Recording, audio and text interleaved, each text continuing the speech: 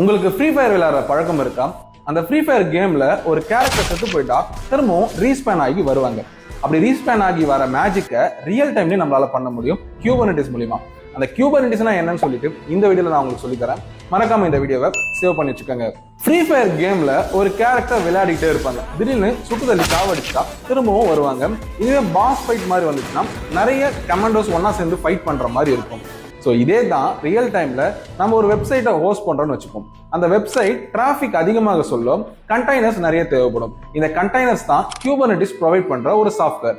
இந்த கண்டெய்னர்ஸை கியூபர்னெட்டிஸ் எவ்வளவு தேவையோ அந்த அளவுக்கு ப்ரொவைட் பண்ணும் டிராஃபிக் அதிகமாக சொல்லும்.